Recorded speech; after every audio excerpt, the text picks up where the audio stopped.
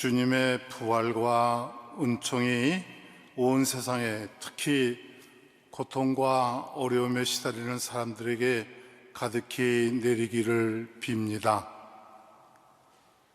온 세상에 생명의 기운이 가득합니다.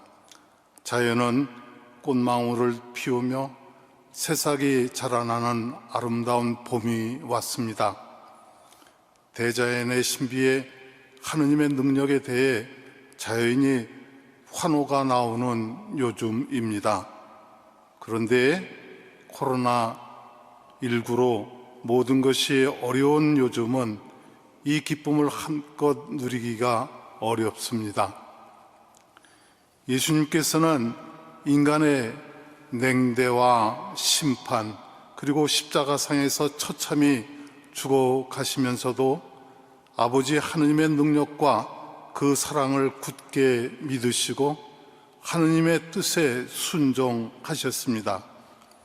드디어 예수님은 부활하시어 하느님의 능력과 그 사랑을 믿는 우리 신앙인에게 나타나셨습니다. 부활은 죄 많은 우리가 새롭게 다시 태어날 수 있는 가능성이며 예수님과 함께 살 수 있는 희망입니다. 부활하신 예수님은 이 어려운 시기에도 불구하고 모든 것을 이기고 우리에게 희망을 주십니다. 희망은 고통을 빼내주지는 않지만 실망시키진 않습니다.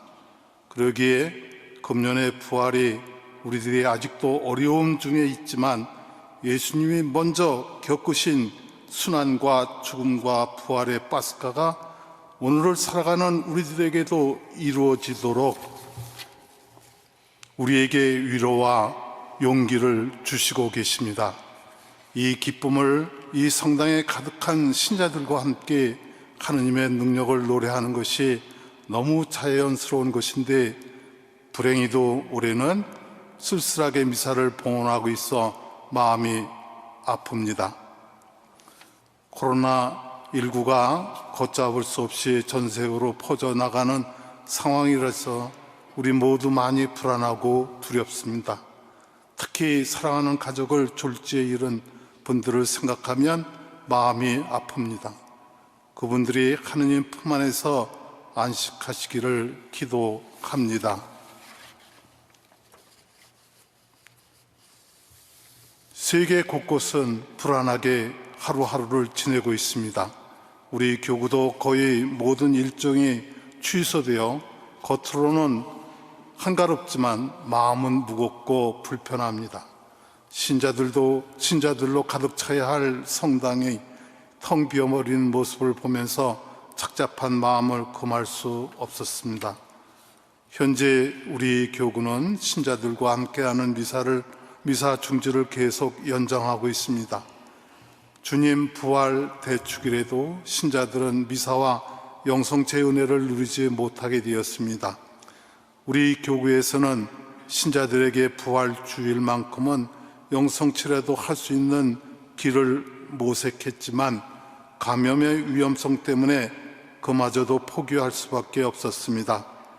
그러나 사제들도 여러분을 위하여 매일 미사를 지내면서 여러분을 위하여 기도하며 함께 하고 있음을 잊지 마시기 바랍니다. 부활은 예수님께서 이 세상의 생명으로 그저 다시 돌아오는 것이 아닙니다. 예수님께서 죽음을 벗어나 영원한 생명을 향해서 하느님 아버지의 영광 속에 드러높임을 받으신 사건입니다. 오늘 부활하신 예수님은 죽음은 곧 새로운 삶의 시작이요 영원한 과정임을 깨달으시어 비참한 죽음을 하느님의 뜻에 따라 받아들이심으로써 하느님의 영광 속에 드셨습니다. 오늘 방금 들은 마테오 복음은 예수님의 무덤을 찾아가는 여인들의 이야기로 시작됩니다. 왜 이 여인들이 예수님의 무덤을 찾게 되었을까요? 예수님께 마지막 예를 드리기 위해서입니다. 예수님은 금요일 오후에 십자가에서 숨을 거두셨는데 그날 해가 지면 안식일이 시작되어 아무것도 할 수 없어서 제자들은 그 전에 서둘러 예수님의 시신을 돌 무덤에 안장했습니다.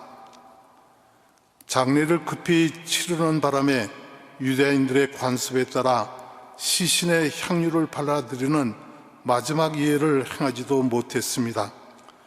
그래서 여인들이 안식일 다음 날 일찍 예수님의 시신의 향유를 발라드리려고 무덤을 찾아간 것입니다. 그들이 무덤에 도착하자 놀라운 일이 일어납니다.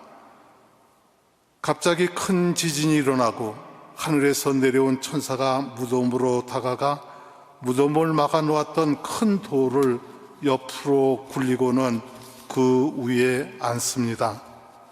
마르코 복음에 따르면 여인들은 향료를 들고 무덤으로 가면서 누가 그 돌을 무덤 입구에서 굴려내줄까 하고 걱정을 했는데 천사가 그 걱정거리를 해결해 주었습니다. 예수님을 죽음의 세계에 영원히 가두어 두려는 방해물이 하느님의 힘으로 제거된 것입니다. 지금 우리 앞에는 코로나19가 육중한 돌처럼 우리 생명을 위협하는 큰 세력으로 버티고 있습니다. 오늘 복음에 등장하는 여인들이 예수님 무덤으로 가면서 돌을 누가 굴려내 줄까 걱정했던 것처럼 우리도 코로나19를 어떻게 퇴치해야 할지를 걱정하고 있습니다. 인간적인 눈으로 보면 암담하고 불안하기만 합니다. 하지만 우리 신앙은 하느님의 능력, 당신 아드님을 죽음에 부활시키신 그분의 능력에 희망을 두라고 가르칩니다. 능력의 하느님께서는 천사들을 보내 여인들을 도와주셨듯이 우리도 도와주실 것입니다. 그 여인들이 예수님의 죽음에도 불구하고 그분께 대한 믿음과 사랑을 버리지 않았듯이 우리도 주님께 대한 믿음과 사랑을 간직한 채 최선을 다한다면 반드시 하느님께서 우리 앞에 놓여있는 큰 돌을 키워주실 것입니다. 우리 모두가 각자의 자리에서 할 수 있는 일을 하면서 기도 중에 서로를 기억하고 그리고 코로나19로 고통받는 이들을 기억하면서 이 사태가 빨리 종식되기를 하느님께 간청하기로 합시다. 프란시스코 교황님이 로마에서 지난 3월 27일 저녁 6시에 기도하셨던 것처럼 주님, 돌풍 속에 저희를 버려두지 마십시오 라고 우리도 간절히 기도하면 좋겠습니다. 우리나라에서 지금까지 코로나19의 확산을 비교적 잘 제어하고 있는 데에는 의료진과 방역 관계자들의 투철한 사명의식과 헌신 때문이라고 생각합니다. 매스컴을 통해 그들의 모습을 보면서 문득 질문이 이런 마음에 떠올랐습니다. 나는 저런 사명감과 헌신적 자세로 나에게 맡겨진 사람들을 돌봤는가? 이 질문은 반성으로 이어졌습니다. 이 어려운 시간이 우리 모두에게 사제로서의 사명감을 더욱 굳건히 해야 하겠습니다. 세례받고 주님의 죽음과 부활에 참여한 우리 신앙인들은 주님의 사제직과 예언직과 왕직을 수행하는 사람들입니다. 하나님께서 소중하게 여기시는 것은 사람이 죽음을 어떻게 받아들이냐, 즉 주어진 삶을 죽음을 대하듯이 얼마나 성실하게 사느냐는 것입니다. 매일을 마지막처럼 성실하게 사는 것이 바로 영원한 생명에 들어가는 열쇠라는 것을 제자들은 깨달은 것입니다.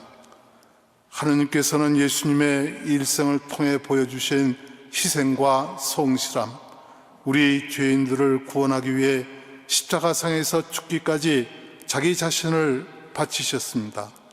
하느님은 그 예수님을 당신의 영광에 오르도록 하셨다는 것이 바로 부활에 대한 우리의 신앙입니다.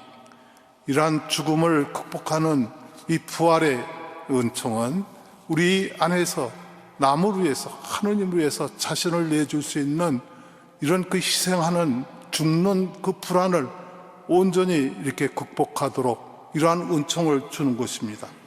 무엇보다도 우리 옆에는 누구보다도 우리를 사랑하시는 하느님이 함께 하고 계시다는 것을 잊지 않았으면 좋겠습니다. 하느님을 사랑하는 이들에게는 모든 것이 함께 작용하며 선을 이룬다는 사도 바울의 로마서 8장 28절의 말씀을 마음에 새겨둡시다. 이 어둠의 시간도 결국 선으로 귀결될 것이라는 믿음과 희망을 간직한 채 하느님 곁에 머물면서 그분에게서 힘과 용기를 얻기를 바랍니다. 반드시 코로나19가 사라지는 날이 와서 우리가 갈망하던 일상으로 돌아가게 될 것이라는 희망을 간직합시다. 많은 이들이 그런 희망을 갖고 투신하고 헌신하며 애쓰고 있습니다. 그런 좋은 날을 기다리면서 오늘 복음의 여인들이 향유를 들고 갔던 것처럼 사랑의 향유를 들고 서로를 배려하고 돌보면서 하루하루를 살아가면 좋겠습니다. 부활하신 주님께서 여러분 모두에게 풍성한 은총과 축복을 내려주시기를 빕니다.